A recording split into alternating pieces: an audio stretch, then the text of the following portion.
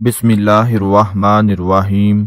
अस्सलामु अलैकुम वरहमतुल्लाहि वबरकातुहू। आज औरतें गैर महरम मर्दों के लिए तो बड़ी सजती संवरती और फैशन इख्तियार करती हैं। क्या कभी अपने उस करीम आका के बारे में सोचा है जिसने तुम्हें पैदा किया और ये सब चीजें अता की हैं, जिसे तुम इस्तेमाल करके मर्दों का दिल लभाती हैं और उनकी ख्वाहिशात नफसानी की तकमील का जरिया बनती हैं। कभी सोचा है कि 15-20 मिनट उस रब के लिए भी निकाल लें, उसकी इबादत कर लें, उसके सामने रोएं, गिड़गिड़ाएं और अपने गुनाहों की मुआफ़ी तलब करें, उसके अहकामात की पाबंदी करें, प्यारे नबी सल्लल्लाहु अलैहि वसल्लम की लाई हुई शरीयत की पासदारी करें, अपना कोई जोड़ा किसी गरीब को दे दें, मेकअप के सामान के पैसों से किसी गरीब की मदद कर दें। कभी तुम्हारी समझदारी में ये बात उतरी है? हरगिज नहीं। बस हमारी औरतों को फैशन परस्ती का शाऊर है।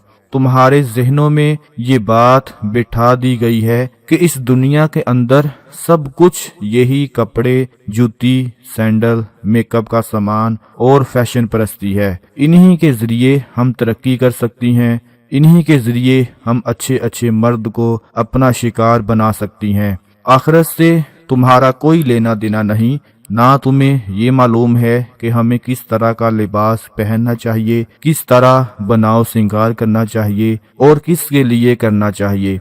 तुम्हारे अंदर हिर्स का मादा ज्यादा पाया जाता है। फलां को देखा कि वो इस तरह का लिबास पहन रही है तो मुझे भी यही पहनना है। माँ बाप से कहती है कि मुझे भी फलां बेहया और बेशरम औरत का लिबास डलवाया जाए, मुझे भी उस बेगैरत और जानिया के कपड़े दिलवाए जाएं, मुझे भी उन कपड़ों को पहनकर बेहया और बेशरम औरत का किरदार अदा करना है। और बेचारे वो माँ बाप, वो वालिदैन भी अपनी औलाद की बातों पर अमल करने से बिल्कुल भी हिचकिचाहट का शिकार नहीं होते, पूरे शौक के साथ हया और शर्म का जनाजा निकाल देते हैं। टीवी ड्रामे देख लें तो एक किरदार एक ड्रामे में खुदा की तलाश में दुनिया भुलाए बैठा है तो दूसरी जानिब अपनी साली से इश्क फरमा रहा है। रेप के किस्से इस कदर आम हो गए हैं कि लगता है हमारे यहाँ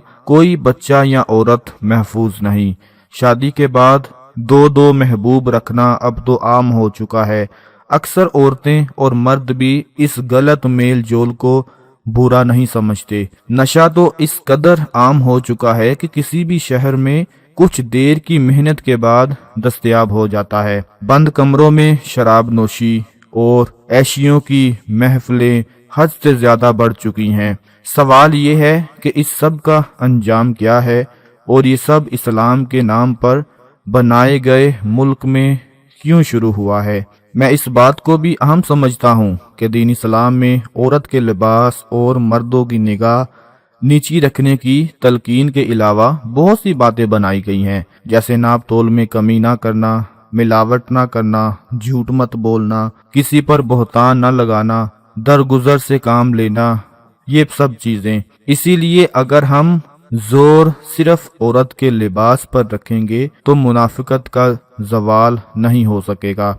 हमें बाकी चीजें भी छोड़ना होगी। रसूलुल्लाह सल्लल्लाहु अलैहि वसल्लम ने फरमाया, दोज़खी औरतें जिनको मैंने देखा नहीं मेरे जमाने के बाद पैदा होंगी कि कपड़े पहने होंगी और नंगी होंगी, यानी नाम का बदन पर कपड़ा होगा लेकिन कपड़ा इस कदर बारीक होगा कि तमाम बदन नजर आएगा और इस तरह मटका कर चलेंगी और बालों के अंदर मुबाफ या कपड़ा देकर बालों को लपेट कर इस तरह बांधेंगी कि जिसमें बहुत से बाल मालूम होंगे। ऐसी औरतें जन्नत में ना जाएंगी बल्कि उसकी खुशबू भी उनको नसीब नहीं होगी। दोस्तों, आज हमारी औरतों के इखलाक निहायत ख़राब हो चुके हैं। उनको अपनी इस्लाह कराना निहायत ज़रूरी है। और याद रखो, बगैर इखलाक के दुरुस्त हुए, जब तक इखलाक दुरुस्त नहीं होगा, इबादत और वजीफे कुछ भी कारआमद नहीं होंगे। हदीस में है कि जनाब रसूलुल्लाह सल्लल्लाहु अलैहि वसल्लम से अर्ज किया गया, या रसूलुल्लाह, फलानी औरत बहुत इबादत करती है, راتوں کو جاگتی ہے لیکن اپنے ہمسایوں پڑوسیوں کو ستاتی ہے، تو آپ نے فرمایا ہیا فی النار، کہ وہ دوزخ میں جائے گی۔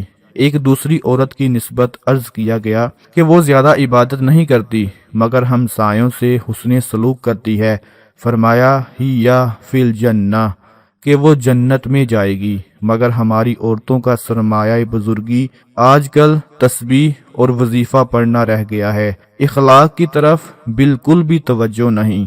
دوستو، قیامت اس وقت تک قائم نہیں ہوگی کہ جب تک علم دین دنیا سے اٹھ جائے گا اور جہالت پھیل جائے گی، شراب بکثرت پی جانے لگے گی اور زنا پھیل جائے گا، مرد کم ہو جائیں گے اور عورتوں کی کثرت ہوگی۔ حالت یہاں تک پہنچ جائے گی کہ 50 عورتوں پر ایک ہی خبر لینے والا مرد رہ جائے گا۔ رسول پاک صلی اللہ علیہ وآلہ وسلم بیٹھے ہوئے تھے تو جب صحابہ کرام کے سامنے یہ آیت مبارک تلاوت فرمائی، جس کا مفہوم ہے کہ اے اہل ایمان، اپنے آپ کو اور اپنے اہل و عیال کو جہنم کی آگ سے بچاؤ، تو صحابہ کرام نے عرض کیا یا رسول اللہ، ہم اپنے آپ کو تو جہنم کی آگ سے بچا سکتے ہیں لیکن اپنے اہل و عیال کو جہنم سے کیوں کر بچا سکتے ہیں؟ آپ نے فرمایا تم انہیں ایسے کام کرنے کا حکم دیتے رہو جن سے اللہ راضی ہوتا ہے اور ان کاموں سے روکتے رہو جن سے اللہ ناراض ہوتا ہے۔ تو دوستو، آج ہمیں اپنے معاشرے میں اصلاح کرنے کی ضرورت ہے، خاص کر اپنے گھر میں بیٹھی ہوئی خواتین کی، کہ جن کو نبی پاک کی سنت کے بارے میں بتائیں، اللہ پاک کے احکامات کے بارے میں بتائیں۔ ہم کوشش تو کر سکتے ہیں اور انشاءاللہ اللہ پاک کے فضل و کرم کے ساتھ ہماری کوشش ضرور کامیاب کی طرف جائے گی۔ تو آج میں جس وظیفے کے بارے میں آپ کو بتانے جا رہا ہوں، باتیں کچھ زیادہ ہو گئیں، لیکن آج کے اس بہت ہی نازک دور سے گزرتے ہوئے یہ کچھ باتیں کرنا بہت ضروری تھیں۔ اگر آپ کا ٹائم ویسٹ ہوا ہے تو اس کے لیے میں معذرت چاہتا ہوں۔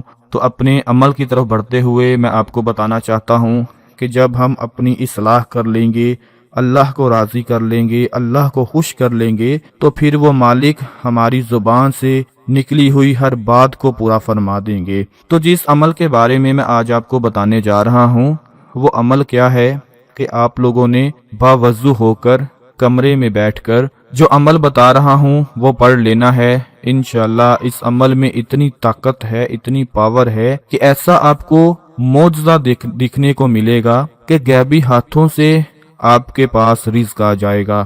وہ عمل کیا ہے کہ آپ لوگوں نے 30 مرتبہ اپنی انگلیوں پر یہ عمل پڑھ لینا ہے، محمد الرسول اللہ احمد الرسول اللہ صلی اللہ تعالی علیہ وآلہ وسلم۔